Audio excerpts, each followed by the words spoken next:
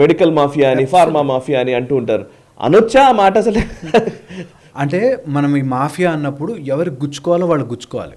మాఫియాలో ఉన్న వాళ్ళకి అది మాఫియా అని తెలుసు, కానీ అందులో ఇరుక్కుపోయి ఉన్నారు. ఈ మాఫియా తెలియకుండా అండర్ కరెంట్గా మనం అందరం భాగస్వాములం అయ్యాం. పాయింట్ అది. సో పాయింట్ ఏంటంటే ఎవరు మాఫియా, ఒక వ్యక్తి ఒక మనిషి కూర్చుని చేయడు, ఇది అందరినీ భాగం చేసాం. ఎలా అయితే మనం నేను అందాక అన్నట్టుగా ఓట్లు కొనుక్కోవడానికి అందరికీ డబ్బులు ఇచ్చేశారు, సో అందరూ ఆ పాపంలో భాగం అయిపోయినట్టుగా ఇప్పుడు ఫార్మసీ లేకపోతే ఈ మందులు అమ్ముకోవడము లేకపోతే ఈ మెడికల్ ఫీల్డ్ అనేది కూడా అందులో భాగం. నిజంగా మంచి చేద్దాం అనుకునే డాక్టర్కి అద్దప్ప మార్గం లేదు. సో ఇలాగే మందులు ఇవ్వాలి, ఇలాగే ట్రీట్మెంట్లు చేయాలి అనేది ఉంటుంది. దీన్ని ఏదైనా బెటర్ చేద్దాము, జనాలకి ఆరోగ్యం ఎందుకు ఇవ్వలేకపోతున్నాము? బేసిక్గా ఒక డాక్టర్ ఇంత అడ్వాన్స్మెంట్ వచ్చిందంటే నీకు ఈ రోగం రాదు అని చెప్పలేం. వస్తుంది, మా మందులు వాడుకోవాలి అనేది వరకు తీసుకొచ్చాం. సో ఇది మాఫియాలో అందరము భాగస్వాములు.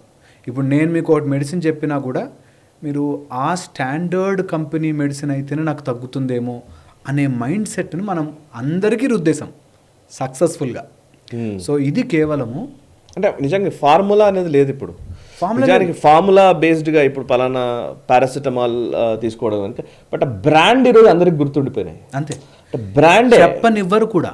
మీకు పేటెంట్ చేసుకుని ఒక మందు కనిపెట్టామండి, దీనితో మైగ్రేన్ మొత్తం పోతుంది అని మందు కనిపెడితే అది కనిపెట్టిన వాడి సొత్తు, వాడు చెప్పడు.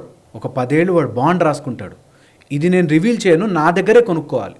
సో అలాంటప్పుడు డెఫినెట్లీ దాంట్లో పెద్ద పెద్ద కంపెనీలు దిగుతాయి, పెద్ద పెద్ద డబ్బులు ఇన్వెస్ట్ అవుతాయి. నేను ఇంత తయారు సో ప్రాబ్లం ఏంటి, ఒకడు కనిపెట్టాడు, వాడికి డ్యూ రెస్పెక్ట్ ఇవ్వాలి, వాడికి డబ్బులు ఇవ్వాలి, గుడ్. కానీ ఒకసారి కనిపెట్టాక దీని నెక్స్ట్ స్టెప్ ఎక్కడికి వెళ్తుందంటే, ఇంతకంటే బెటర్ ప్రోడక్ట్ నేను కనిపెట్టి ఇంతకంటే ఎక్కువ అమ్ముకోవాలి అనే స్టేజ్కి వస్తారు. మొత్తం మైగ్రేన్ మిస్ అయిపోయింది, మొత్తం వాడికి షుగర్ తగ్గించాలని పోయింది.